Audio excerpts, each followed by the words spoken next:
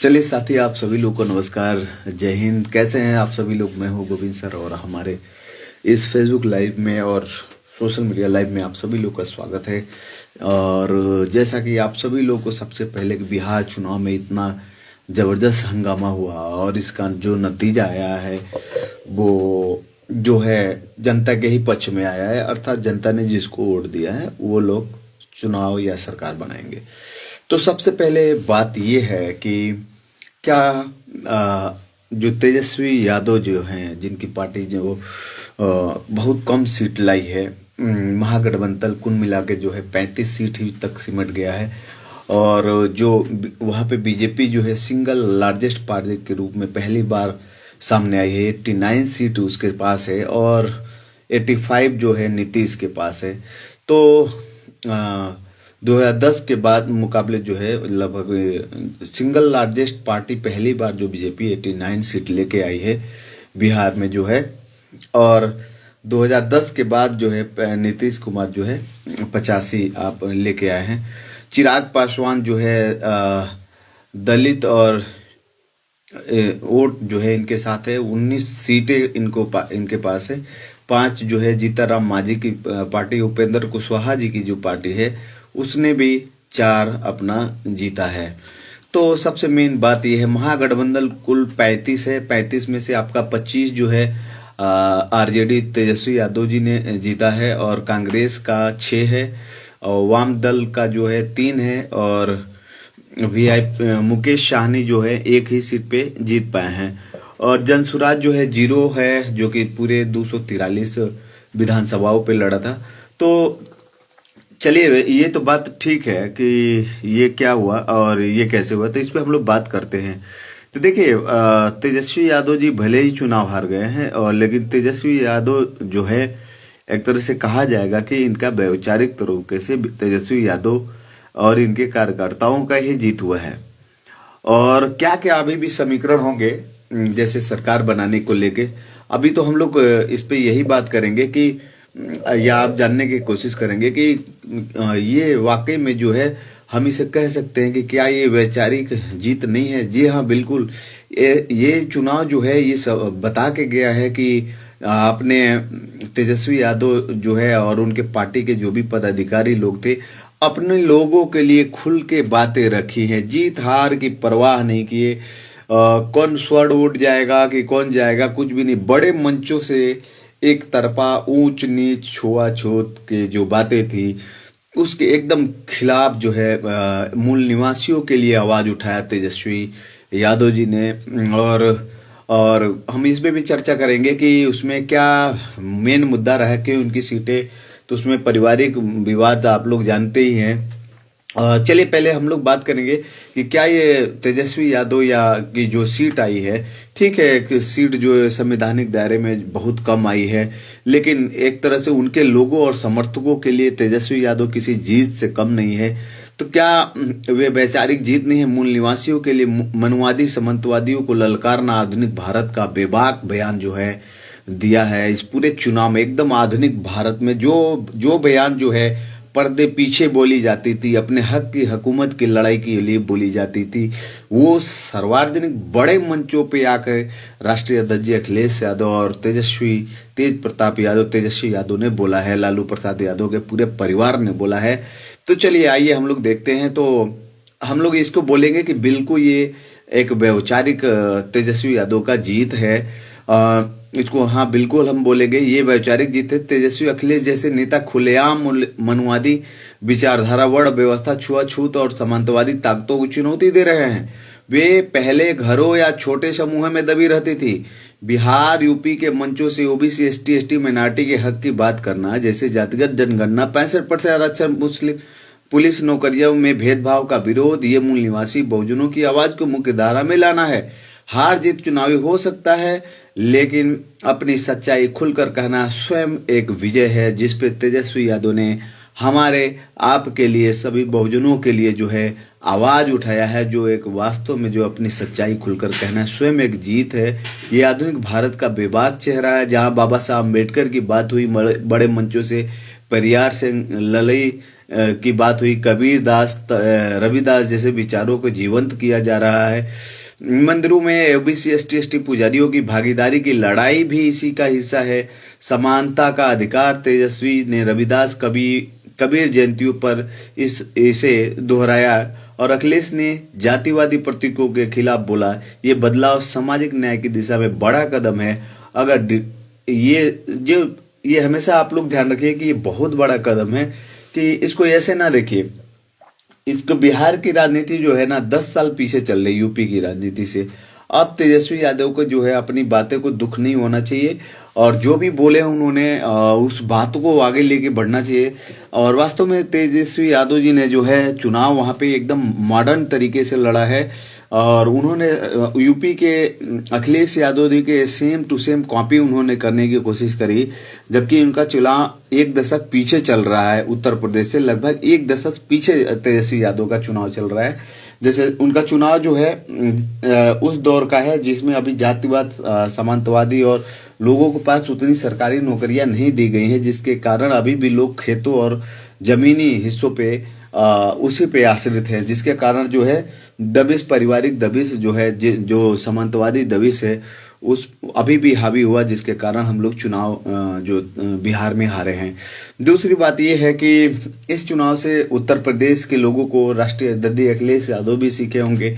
तेजस्वी यादव ठीक वही पड़ाव है जो 10 साल पहले आज से अखिलेश यादव जी के परिवार में विवाद होता है और ठीक उनका परिवार अलग थलग पड़ के चुनाव लड़ता है और विधानसभा जो उत्तर प्रदेश में सभी कार्यकर्ता कोई क्या बोलते हैं, शिवपाल यादव जी की तरफ से कोई कार्यकर्ता रोता है तो कोई अखिलेश यादव के समर्थक उनके लिए रोता है। और ठीक वही उठापटक जो है इस समय लालू प्रसाद यादव जी के परिवार में चला, जिसका ये खामियाजा जो है भुगतना पड़ा। सिंगल एक बंदा प्रचार कर रहा था, वो तो उत्तर प्रदेश की राष्ट्रीय अध्यक्ष अखिलेश यादव और तमाम नेता जो है, धर्मेंद्र यादव जी, सभी नेता जो है जाके पहुंचे और चुनाव को लड़े।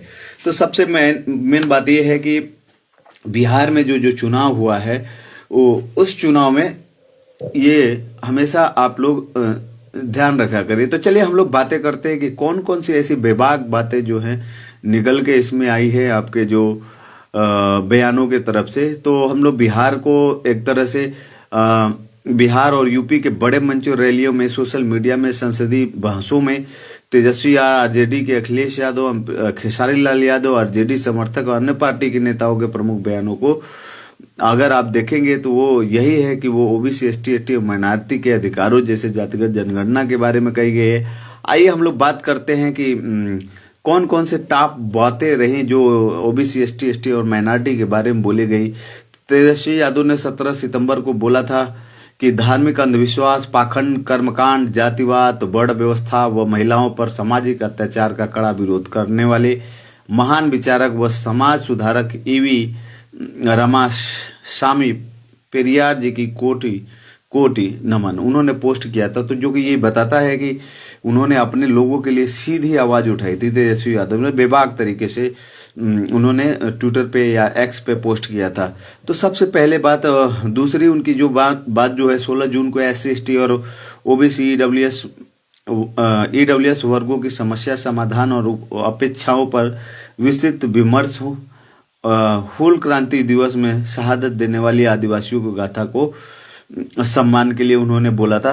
तेजस्वी यादव ने 3 जून को बोला था 20 वर्ष बिहार में जातिवाद है, संप्रदायवाद का विष फैलाने वाला एनडीए सरकार को उखाड़ना है। ओबीसी, एसटी, एसटी के लिए नौकरी और रोजगार, शिक्षा, स्वास्थ्य सुनिश्चित करेंगे।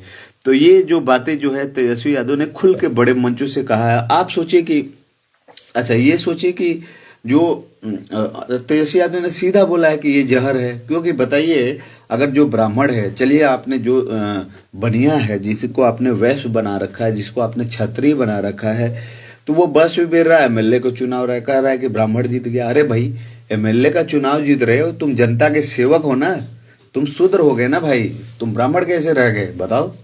नहीं रह गए ना। भगवत गीता के अनुसार तो कर्म के अनुसार होता है। तो मतलब ना तो आप संविधान मानते हैं, ना आप मनुवाद मानते हैं, मतलब आप अवसरवादी हैं। तो इन अवसरवादियों के लिए तगड़ा बयान जो है जारी हुआ था। और राष्ट्रीय अध्यक्ष जी जो बिहार में जो है आपके वो तेजस्वी यादव जी जो है, उनको जो है ये तेवर अपना कम नहीं करना चाहिए। आने वाले 10 साल में वो बिहार की राजनीति में फिर अपना मेहनत से आगे आएंगे। और उससे तो चलिए इनकी कुछ बयानों पे हम लोग बात करते हैं कि ढोंग, मूर्ति पूजा, जातिवाद, सामाजिक विसंगतियों का विरोध करने वाले कबीर साहब जी ने समता शांति की सद्भावना स्थापित की थी। अब बताइए, इतना खतरनाक तरीके से जो बोला था, बयान दिया था, तो क्या ये मूल निवासियों की बात नहीं है जिन्होंने कहा था अंधविश्वास, जातिवाद, मनुवाद, पाखंड का विरोध करने वाले संत रविदास जी महान महाराज की जयंती पर नमन। देखिए इन्होंने सीधा बोला था अंधविश्वास, जातिवाद, मनुवाद। तेजस्वी यादव जी का एक्स पर पोस्ट है। और एक उन्होंने पोस्ट ये भी बोला था कि अंधविश्वास, पाखंड, जातिवाद, ऊंच नीच, विद्रोही, ऊंच नीच के विद्रोही रविदास जी ने समता, प्रेम व न्याय आधारित व्यवस्था का निर्माण किया था। तो ये तेजस्वी यादव ने हमेशा बोला था और आरएसएस के खिलाफ बोला था। आरएसएस की जातिगत जनगणना विरोधी टिप्पणी पर एससी, एसटी, ओबीसी के प्रति नकारात्मक मानसिकता दर्शाती है। दलित पिछड़ों के हक की हकमारी नहीं चलेगी। तेजस्वी यादव ने यह भी एक पोस्ट पर लिखा था, ओबीसी विरोधी बीजेपी पूरे देश में जाति की जनगणना क्यों कराना चाहती है? बिहार सर्वे को रोकने के लिए सुप्रीम कोर्ट तक खड़ी हुई है। तो ये जो सारी चीजें हैं, तो आप देखेंगे इन सारे बयानों से कि वो सीधा एक तरह से वैचारिक जीत माना जाएगा। ओबीसी नेताओं के लिए प्रति घृणा जगजाहिर साजिश से मुख्यमंत्री की छवि धूमिल करने की कोशिश की गई है। ओबीसी लड़ाका वर्ग है। तेजस्वी यादव ने खुल के बड़े मंचों से बोला कि ओबीसी लड़ाका वर्ग है। बीजेपी ने ओबीसी का हक खाने का दुस्साहस किया है। ईंट से ईंट बजा देंगे। महिला आरक्षण में एससी, एसटी, ओबीसी, अल्पसंख्यक महिलाओं का कोटा पे उन्होंने बोला। तो तेजस्वी यादव ने खुल के बोला। यार ये इससे बड़ा जीत के क्या होता है जो खुल के बोल दे।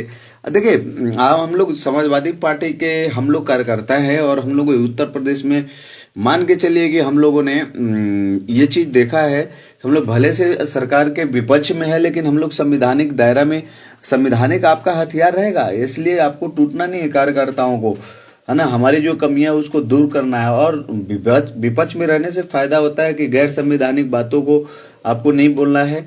और कैसे अब हमको लड़ना है, संविधान को कैसे सहारा ढाल बनाना है, वो नहीं हो तो बिहार के लोगों को पिछले 10 साल से उत्तर प्रदेश में योगी जी की सरकार है, फिर भी हम सभी लोग आवाज उठाते हैं और चुनाव एकदम जम के लड़ते हैं। तो आपने बहुत बड़ा काम किया है और एक व्यवचारी जीत है। हम लोग को इसको आगे बढ़ाना चाहिए कि जो अपनी झुग्गी में, बस्ती में बातें उठती थी कि जातिवादी ये है, तो तेजस्वी यादव ने तो खुल के बोला यार।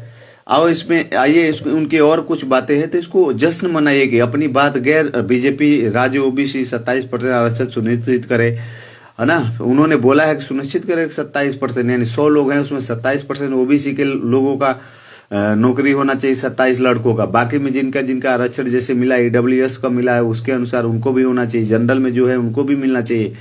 अखिलेश यादव जी ने भी ऐसे ही दबादब बोला था 14 अक्टूबर 2025 को, बीजेपी शासन में पुलिस पोस्टिंग में जातिगत भेदभाव, ओबीसी के खिलाफ फर्जी एनकाउंटर, महिलाओं बेटियों को सुरक्षा खतरे में।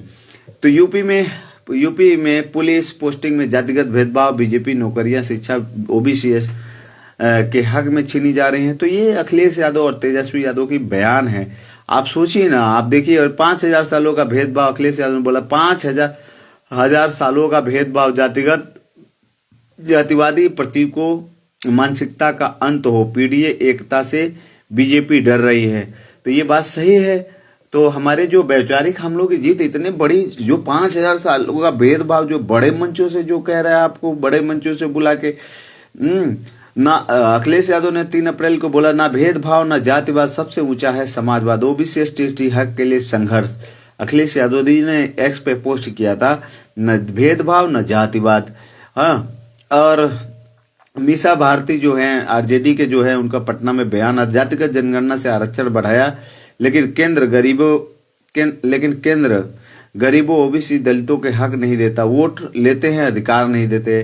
खेसारी लाल ने चुनाव में जाति व्यक्तिगत हमला का इस्तेमाल गलत, उन्होंने नहीं कहा था, ओबीसी एसटी की समानता के लिए लड़ाई के लिए उन्होंने बोला था। तो एक तरह से मानेंगे कि ये एक वैचारिक जीत है। आप लोग को जश्न मनाना चाहिए और संवैधानिक दायरों में रह के अपनी बातों के।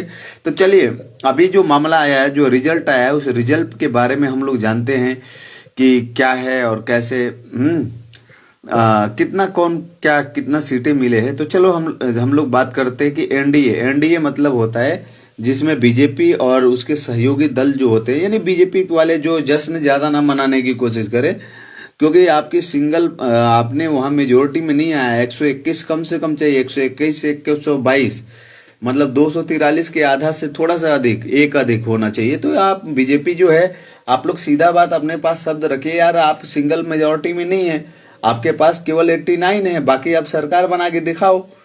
अकेले अगर बीजेपी के लोगों को इतना आपको वो है, तो आप अकेले वहां सरकार बना के दिखाओ।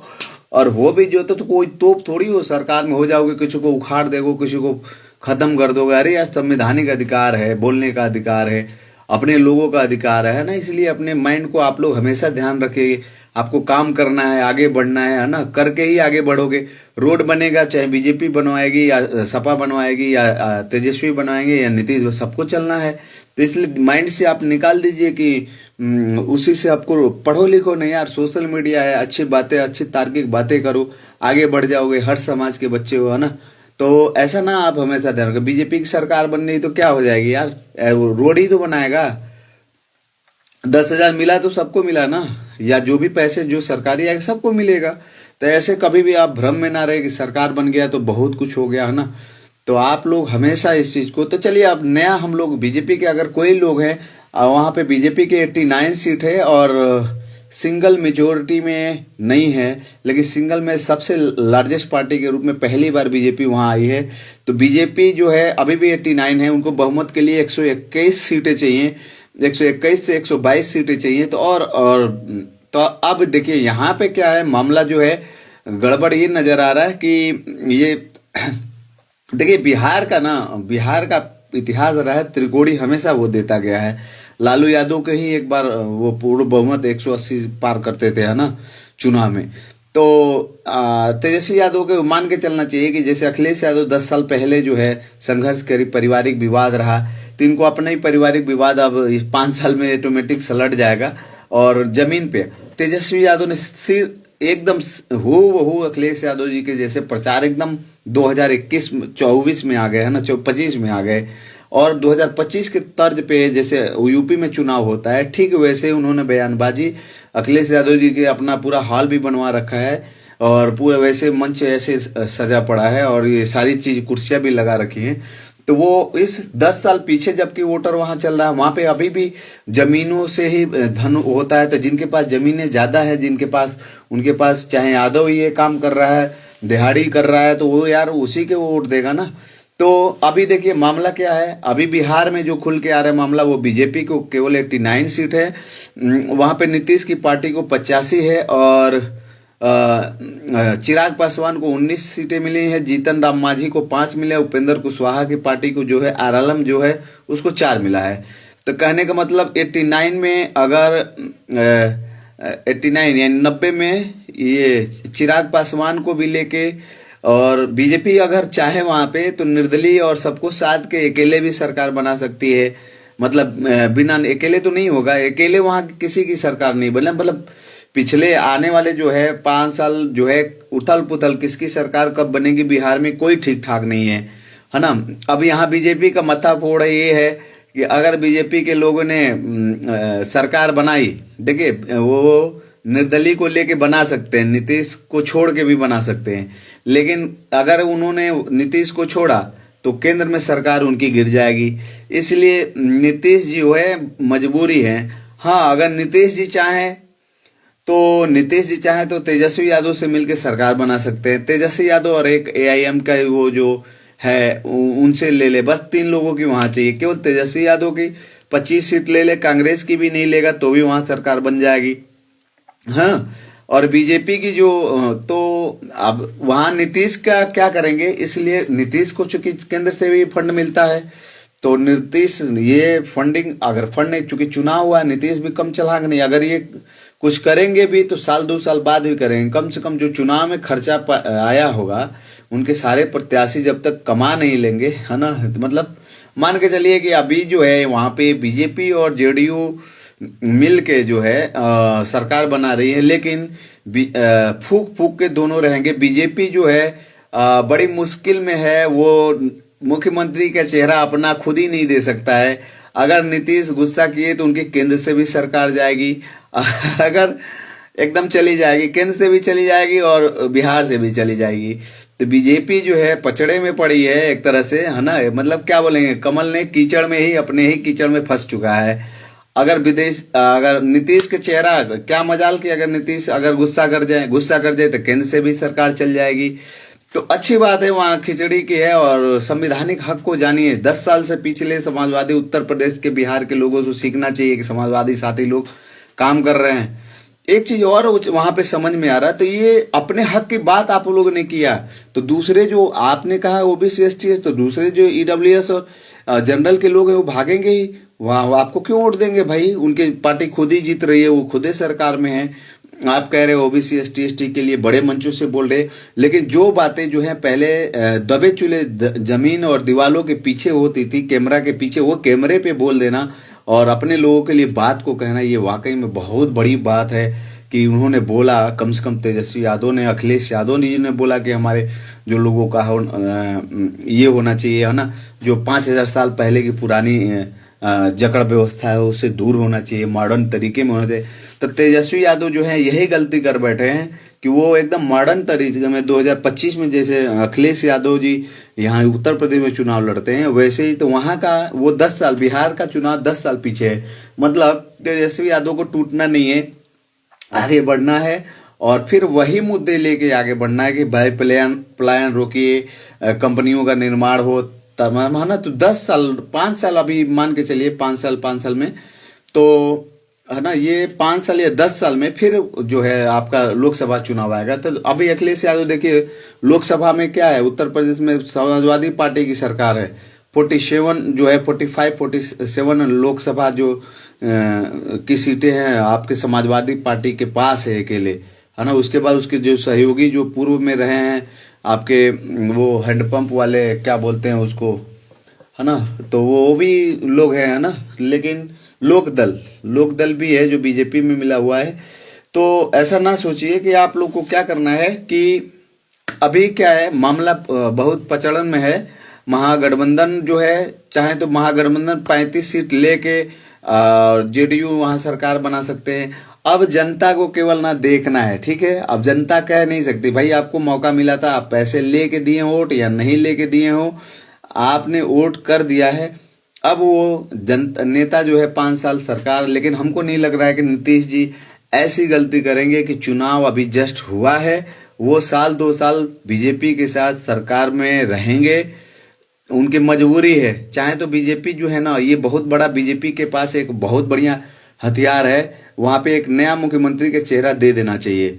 वर्तमान समय तो स्थिति के अनुसार बीजेपी को जो है अपना खुद को चेहरा एक देना चाहिए मुख्यमंत्री का, जिससे नीतीश अभी भागना नहीं चाहेंगे, क्योंकि उनके पास मजबूरी है, क्योंकि इतना चुनाव में खर्चा हुआ है कि साल भर तक, कम से कम 2 साल वो बैठे ही रहेंगे।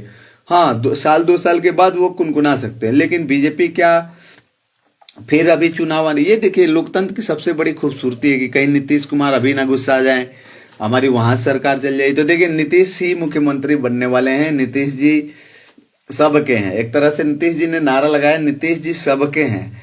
तो आप लोग घबराइए नहीं, है ना। अपने पास जो है संवैधानिक दायरा है, अपने पास जो सारी चीजें हैं, इसलिए वहां के लोगों को नौकरी मिलेगी तो सबकी मिलेगी, है ना। ऐसा तो है नहीं, है ना। सरकारी अब क्लेम हो जाएगा तो तमाम, आप नहीं होता हाई कोर्ट सुप्रीम कोर्ट जा सकते हैं, है ना। एक कार्यकर्ता अगर याचिका दायर कर देगा तो दुनिया भर का उस मतलब 1 लाख की भर्ती जो है, एक वकील कर दे तो 1 लाख बच्चों की भर्ती जो है रुकी की रुकी रह जाती है भाई, पेंडिंग हो जाती है। तो आप लोग ये वैचारिक एक तरह से माना जाए कि राजद के जो कार्यकर्ता हैं उनकी जीत है, और राजद के कार्यकर्ताओं की जो कमियां हैं उसको दूर करना चाहिए कि हमारे पास क्या क्या है। तो देखिए, अब यहाँ क्या क्या नया समीकरण बन रहा है उस पर भी हम लोग बात करते हैं। तो अब हम लोग यहाँ पे तो क्या बीजेपी चलिए, तो क्या बीजेपी अकेले दम पे बिना नीतीश की सरकार बना सकती है? तो आप लोग बताइए, बना सकती है कि नहीं बना सकती है? बीजेपी जो है बिना नीतीश के सरकार बना सकती है? आप लोग कमेंट करिए और बताइए आप लोग। तो मेरे अनुमान से तो बिल्कुल भी नहीं बना सकती है बीजेपी अकेले अपने, क्योंकि बीजेपी अकेले सरकार नहीं बना सकती, क्योंकि बीजेपी के पास 89 सीटें हैं जो बहुमत के 122 से 33 कम है। 33 के यानी एक गठबंधन। यहाँ पे एक चीज और आ रहा है कि बीजेपी जो है चाहे तो तेजस्वी यादव से मिलके बना सकती है, क्योंकि लालू यादव ने एक बार बीजेपी से मिलकर सरकार बनाया हुआ है। तो ऐसा भी हो सकता है कि बीजेपी 89 जो है अपना सीएम कैंडिडेट घोषित करने के लिए 33 कम हो रहा है, 33 मिले वो या तो तेजस्वी से मिला ले, या बीजेपी जो क्या करे कि जो अब एनडीए की कुल सीटें 202 पूरा है, जेडीयू के 85, सहयोगी दल का जो है उस पर निर्भर करता है ना। सहयोगी दल में जो है एलजेपी, आरबी, एचएएम, आरएलएम जो है बिना नीतीश कुमार के जेडीयू के एनडीए का आंकड़ा गिरकर 117 हो जा रहा है। देखिए कैसे। चलिए हम लोग बात करते हैं कि बिना नीतीश कुमार का जो है बीजेपी चाहे तो सरकार अगर बनाने की कोशिश कर रही है तो 89 बीजेपी को मिला है, 19 जो है हम जोड़ भी रहे हैं ना, आप लोग भी जोड़ सकते हैं। 89 आपको बीजेपी को सीट मिला है वर्तमान में, 19 जो है आपको वो पासवान जी का है, 19 जो है पासवान जी का है, और 5 जो है आपका 5 सीटें जो है एक मिनट, 5 सीटें जो हैं आपको जीतन मांझी जी का, चिराग पासवान जी का। अब देखिए बिना नीतीश का बीजेपी चुनाव, मतलब नीतीश मजबूरी हो गई है इस बार भी, बीजेपी की गले की हड्डी हो गए हैं। मतलब कहते हैं ना कि फंस जाना कोई चीज, आके लटक जाना ना, वही हाल हुआ है। तो ये तो बहुत आप सोचिए कि 89 में चिराग पासवान का 19 जोड़िए, 19 में 5 जीतन राम मांझी का ज्योति जोड़ लीजिए बिना अगर, और 4 जो है आरएलएम उपेंद्र कुशवाहा की जोड़ लीजिए। तो क्या गजब का ये संयोग एक तरह से कहा जाएगा कि इन्होंने बना है। तो यहाँ पे देखेंगे जब सबको जोड़ लेते हैं तो आपका हो जाता है तो भी 117 होता है, मात्र 117, मतलब 18, 19, 20, 21, 22, 5 एमएलए फिर भी कम हो जाएंगे। अब 5 एमएलए जो है आप निर्दलीय में जाएंगे तो भी आपको नहीं होने वाला है, और निर्दलीय में आपको नहीं हो पाएगा। तो दूसरी जो बातें जो हैं यहाँ पे कह के हम लोग बात करेंगे, तो चलिए हम लोग बात करेंगे। तो नीतीश की जेडीयू जो है एनडीए का बिग ब्रदर नहीं है, बिग ब्रदर नहीं, लेकिन बैलेंसिंग फैक्टर है एक तरह से। पीएम मोदी ने खुद कहा है कि नीतीश मोदी जोड़ी विकास की गारंटी। अगर जेडीयू अलग हो तो बीजेपी को अन्य दलों जैसे एआईएम या निर्दलीय से समर्थन जुटाना पड़ेगा, जो कि मुश्किल है। एआईएम जो है बीजेपी का सपोर्ट कर ही नहीं सकता, कर भी सकता है, ऐसा नहीं है कि नहीं कर सकता। हम तो हर पहलू पर बात कर रहे हैं। तो चलिए दूसरी एक पहलू हम लोग करते हैं कि क्या नीतीश बिना बीजेपी के सरकार बना सकते हैं, को छू सकते हैं? जादुई आंकड़े 121, 122 जो है उसको छू सकते हैं। तो नीतीश कुमार के बारे में अगर हम लोग देखेंगे तो बिना जो है नीतीश कुमार जो है, नीतीश बिना बीजेपी सरकार के बना सकते हैं सरकार। 121 के जादुई आंकड़े को 122 को छू सकते हैं?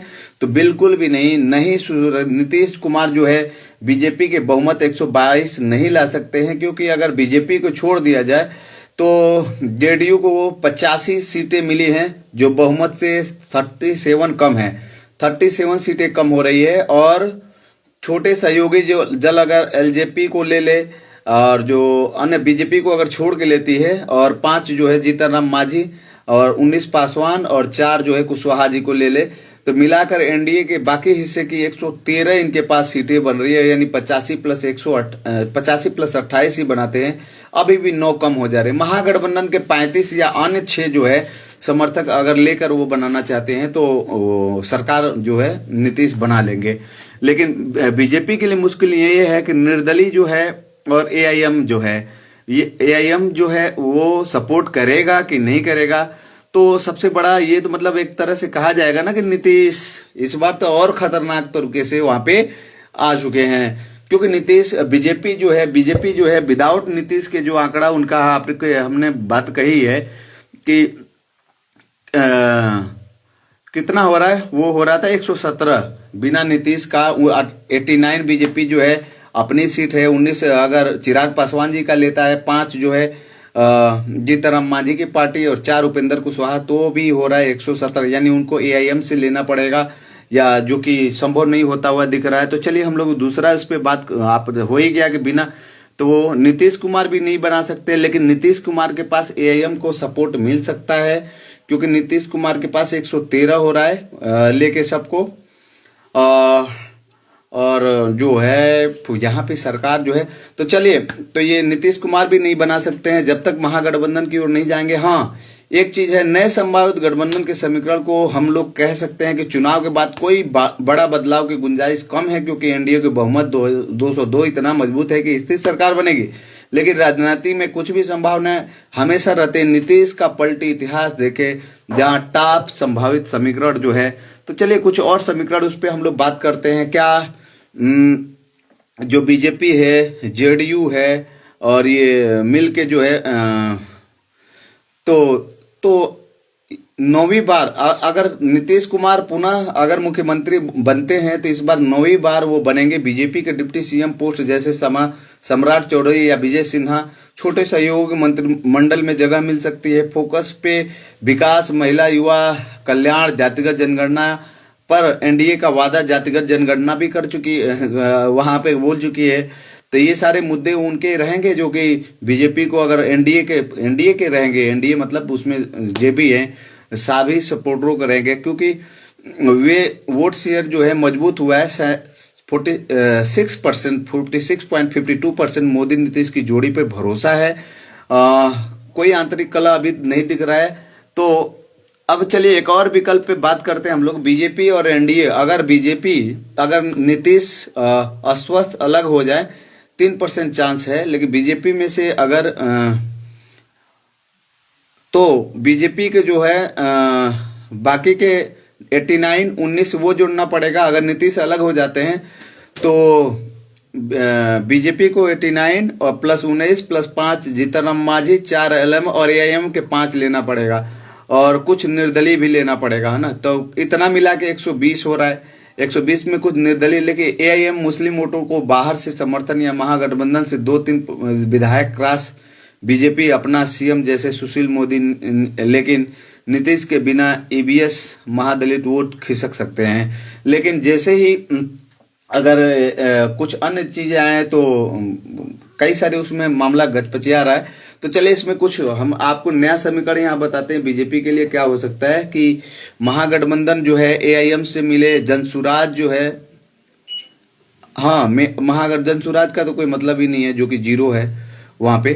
तो ये क्रॉस वोटिंग जो है करवा के भी किया जा सकता है, कुछ एमएलओ को तोड़ा जा सकता है, मतलब तेजस्वी यादव के कुछ एमएलओ को कुछ लाभ देके या तोड़ा जा सकता है। बीजेपी ऐसा भी कर सकती है ना, कुछ 2, 4 या 5 तो वो वैसे ही है ना, चढ़क का अमित शाह के नगर में ले सकते हैं। तो बीजेपी अब ये राजनीति क्या हो रही है वहां पे ये तो देखा जाए, लेकिन बीजेपी जो है अभी भी बीजेपी के लिए नीतीश मजबूरी है। बिहार में नीतीश मजबूरी, 5 साल पूरा रोड़ा बना के रखेंगे। और तो चलिए हम लोग एक और मोर्चे पे बात करते हैं। त्रिशंकु जो है, एनडीए अगर रूले तो एआईएम निर्दलीय छोटे दल से अलग नया गठबंधन, लेकिन एनडीए मजबूत है। लेकिन चलिए अभी एक नया हम लोग बताते हैं, क्या नीतीश और तेजस्वी मिलकर सरकार बना सकते हैं? जी हाँ, बिल्कुल। क्या नीतीश और तेजस्वी मिलकर सरकार बना सकते हैं? तो नहीं, ये लगभग असंभव है। लेकिन चलिए चांस के लिए हम लोग थोड़ा सा चर्चा कर लेते हैं। 85 जेडीयू हो जाएगा और आरजेडी का 25, 110, जो बहुमत 122 से 12 कम सीटें हैं। 6 कांग्रेस के 6 और एआईएम के 5, कुल मिला के 121, एक कम रह जाते हैं। वाम वीआईपी से 1-2 और लेकिन फ्लोर टेस्ट में विश्वास मत हार सकता है। एक जो होता है ना, उसके लिए बहुत दिक्कत हो जाएगा। लेकिन फिर भी ये संभावना रहेगी कि या अगर जब नीतीश आएंगे तो भैया पासवान जी को भी लेके आ जाए, फिर ये मिल जाए जोड़ी, तब हो सकता है। तो कुछ भी संभव है, राजनीति है। और अब तक तो जनता के रूप में वोटर थे, हम लोग लड़े भिड़े, भाजपा कार्यकर्ता, सपा कार्यकर्ता। लेकिन अब बस देखेंगे कि वो भाग रहा है, वो उसको खरीद रहा है, वो उसके लिए नहीं कर रहा है, वो इसके लिए नहीं कर रहा है, वो अपने लिए कर रहा है, वो पकड़ा गया, ये पकड़ा गया। तब जनता यार, अच्छा ये चीज बताइए, वो वो बड़ा एमपी और एमएलए वो कैसे भ्रष्टाचारी नहीं होगा यार। तुम कि बिना पैसे लिए तुम वोट नहीं करते हो, बिना पैसे लिए आप मतलब ग्राम, वो तो छोड़िए अभी एमपी एमएलए का चुनाव है, ग्राम स्तर की जो ग्राम पंचायत स्तर की जनता है वो बिना खाए पिए पचाए तो वो वोटे नहीं दे रही है। कह रहा है एक दिन मैंने 6 महीना पहले से कौन लिंटर लाग रहा था उसका जाके लिंटर लगवा रहा है, किसी का बाप मर गया था उसमें आलू पहुंचा रहा है बोरी बोरी। तो मतलब ग्राम स्तर की जगह ग्राम पंचायत स्तर की जो एक तरह से बोलेंगे लोकतंत्र की छोटी जो हर जगह नहीं कुछ जगह पे एक तरह से कहा जाएगा जो सबसे नींव है वहां पे इतना भ्रष्टाचार है, जनता खुद ही पैसा ले रही है, तो भाई नेता तो खाएंगे ही खाएंगे, वो उसकी भरपाई कहाँ से होगी, है ना। ठीक है, मैं ऐसा कोई विवादित बात यहाँ से नहीं बोलना चाहता हूँ। तो चलिए तो यहाँ पे जो है महागठबंधन और नीतीश की सरकार जो है, आपको नए नए समीकरण आपको हमने बताया ही है कि क्या क्या हो सकते हैं, और बीजेपी जो है अच्छा। चलिए तो ये जो सारी चीजें हैं देखिए कारण क्या रहा, क्यों तेजस्वी जो है तेजस्वी की रणनीति यहाँ फेल हो गई, तो इसमें कारण क्या क्या रहा, और इसमें अच्छा आगे की उनकी जो रणनीति हो क्या होना चाहिए। तो सबसे पहले तो कि इनका जो पारिवारिक कलह है, तेज प्रताप को अलग पार्टी वो स्लिप हुए, महुआ राघोपुर में नुकसान हुआ, महुआ में भी नुकसान हुआ, राघोपुर में नुकसान हुआ, यानी खुद की सीट भी हाँफते हाँफते कैसे भी जीते हैं तेजस्वी यादव जी। और जो एनडीए की काउंटर अटैक है डबल इंजन मोदी नीतीश जो है उसको नैरेटिव को तोड़ना पड़ेगा तेजस्वी को। संगठन जो कमजोरी आपको दिखा है तेजस्वी यादव का, आक्रामक कैंपेनिंग तो किए हैं लेकिन जमीनी पे समन्वय कांग्रेस आरजेडी जो है आपस में झगड़ा या फेल वल्फ बिल जैसे मुद्दों पर विवादित रहा।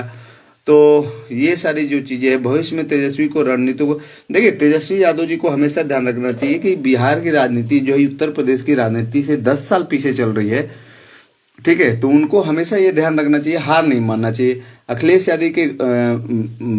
अखिलेश यादव को भी उत्तर प्रदेश में ऐसे ही पारिवारिक स्थिति बनी थी, अभी तो वहाँ ठीक है तेज प्रताप यादव ने पार्टी के लिए वो नहीं फाइल किया है, कम से कम इतना बनना पड़ा है कि तो आप भाई यार कोई बात भी हो जाए भाई को तो छोड़ते थोड़ी है यार, भाई अगर भाई है कोई घटना भी हो जाए कोई बहुत बुरी हो जाए तो उसको छोड़ना नहीं चाहिए, किसी का भाई हो, अरे यार अपने है ना उसको छोड़ना नहीं चाहिए।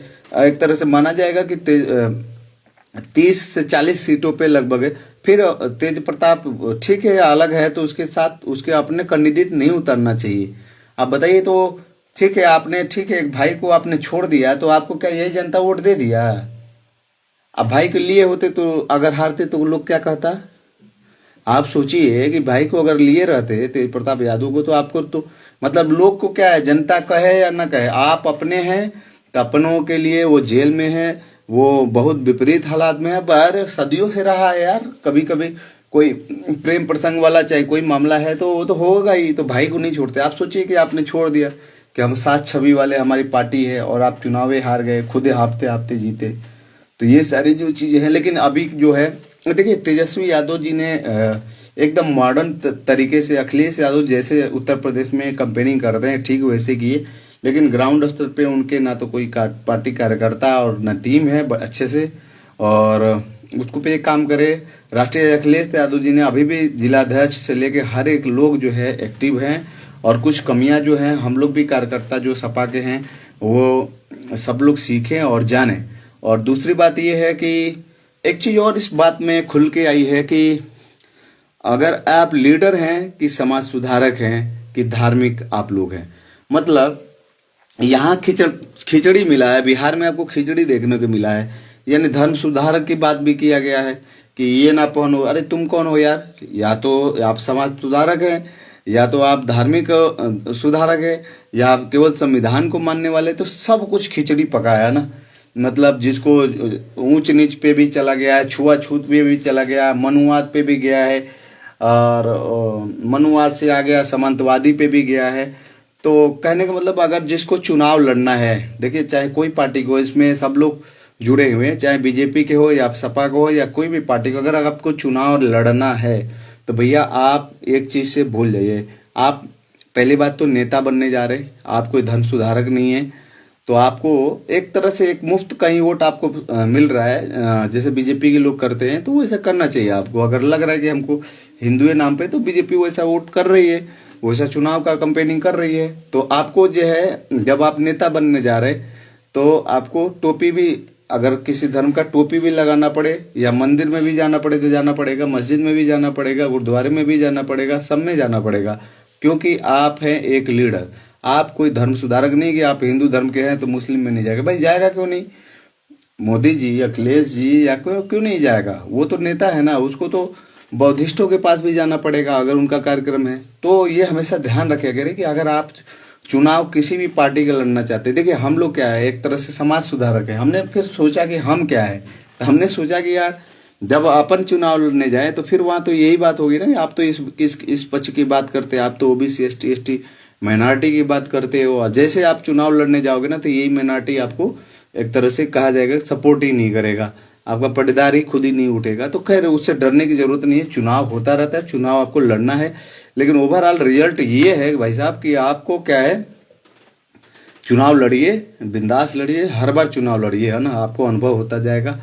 और लेकिन आपके पास कुछ गुण होने चाहिए, जिसके पास से आपको खुद का पैसा आना चाहिए। किसी के भरोसे एक बार का चुनाव लड़ेंगे, लेकिन लंबे समय तक, लंबे अंतराल तक आपको रहना है। आप किसी भी पार्टी में हैं तो अच्छे से रहिए। किसको बोलना है आपको, अगर ईडब्ल्यूएस है, आपको ईडब्ल्यूएस मिला है, तो आपको जो ईडब्ल्यूएस की रक्षा करे या उसकी बात करे तो उसके पास रहना। हाँ, लेकिन देखिए ध्यान रखिएगा, पढ़ेंगे लिखेंगे नहीं तो ना तो अखिलेश यादव या कोई भी आपको कुछ नहीं देने वाला है, ना मोदी जी देंगे ना योगी जी देंगे। अभी भी कितने गरीब हालात है, चलिए हिंदुओं की सरकार है, कितने गरीब हालात में कितने गरीब लोग जो हैं, बच्चे, शुक्ला तिवारी के बच्चों के यार फीस देने भर के पैसे नहीं है, 500 नहीं है, गरीब हैं सब बेचारे।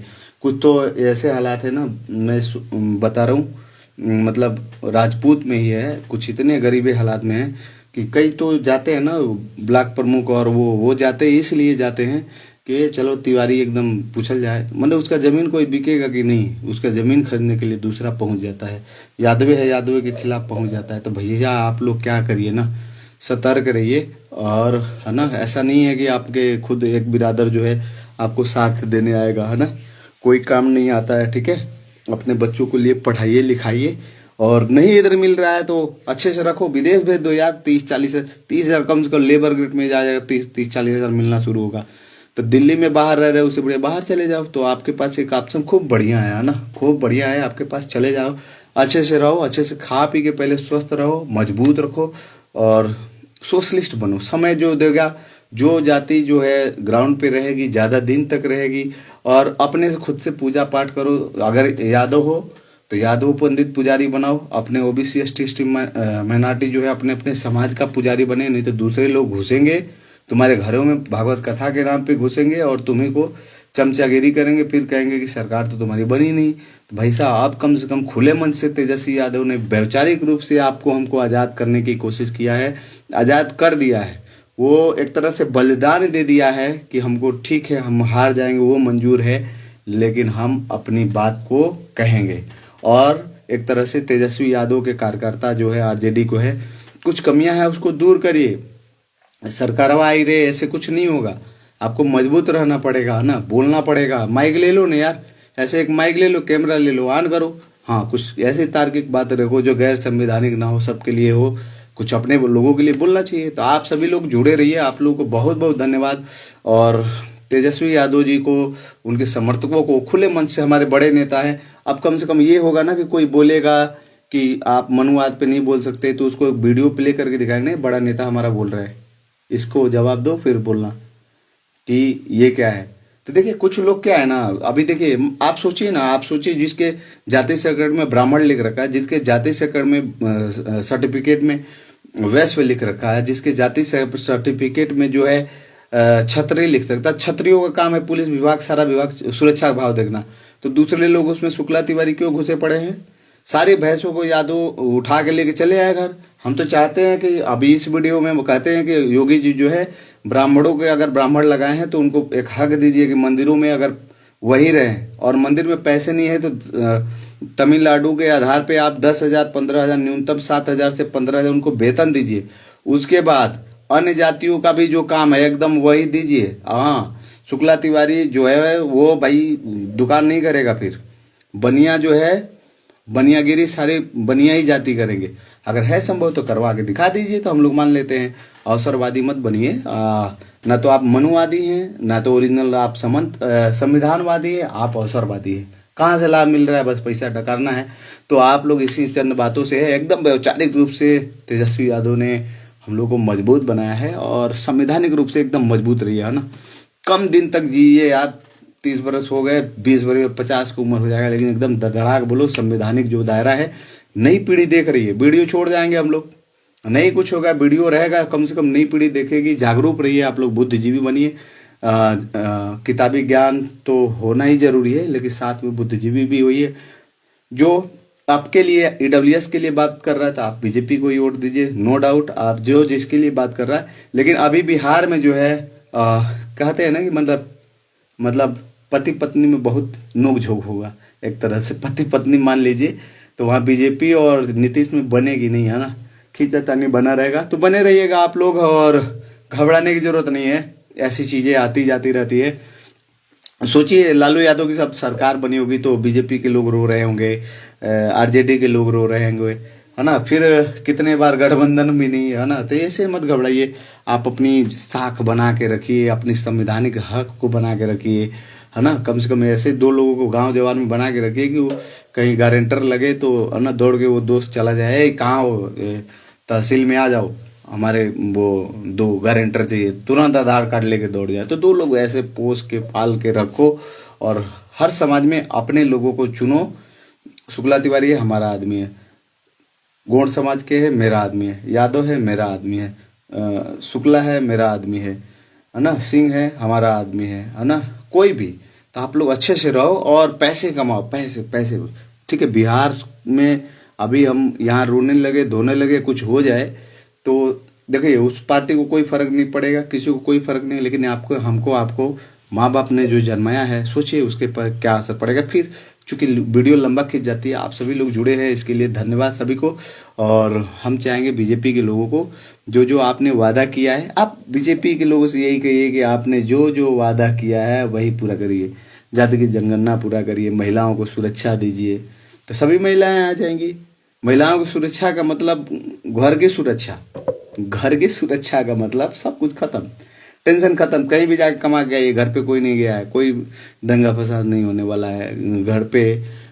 ठीक है, तो ये सब चलिए, तो आप लोग पॉजिटिव चीजों को लेके आइए, हतोत्साहित होने की जरूरत नहीं है। वैचारिक रूप से हम लोग, भारत देश है, अभी भारत को आजाद हुए 100 वर्ष भी नहीं हुए। थोड़ा बहुत ऊंच नीच जात पात अभी हावी रहेगा, लेकिन 100 वर्ष जैसे पूरा होगा, हम सब लोग यूनाइट रहेंगे। आप सोचिए ना, वो समय अंग्रेज जब थे तो उसमें ब्राह्मण चाहे छत्री चाहे शूद्र चाहे जो भी है, बनिया कहाँ थे, कहाँ थे? तब मनुवादी जो मनुस्मृति का जो कानून तो क्यों नहीं लागू किए? मुगल जब आए ना, तो सबसे पहले हथौड़ी निकाले, किसका? खंजर लेके आए, ये सब लाठी लेके जाते थे।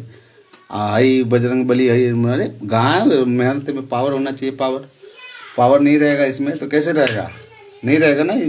कोई पकड़ के 2 कनपट्टी लगा देगा, तो पहले सोचेगा ना कि यार अकेले नहीं, कम से कम 3-4 लोग रहेंगे तब संभलेंगे, अकेले तो संभल नहीं पाएंगे। तो भैया पावर हनुमान जी के हम लोग भक्त हैं ना। केवल आवाज करोगे, आवाज से हनुमान चालीसा पढ़ोगे तो गले का रियाज होगा। उठक बैठक करो, हनुमान जी की मूर्ति लगा के उठक बैठक करो भाई साहब, एकदम दंडवत करो, एकदम मजबूती बनाओ शरीर को। ताकत, पावर सब कुछ है ना, पैसा ही सब कुछ नहीं है। ठीक है, सबको नमस्कार, जय हिंद।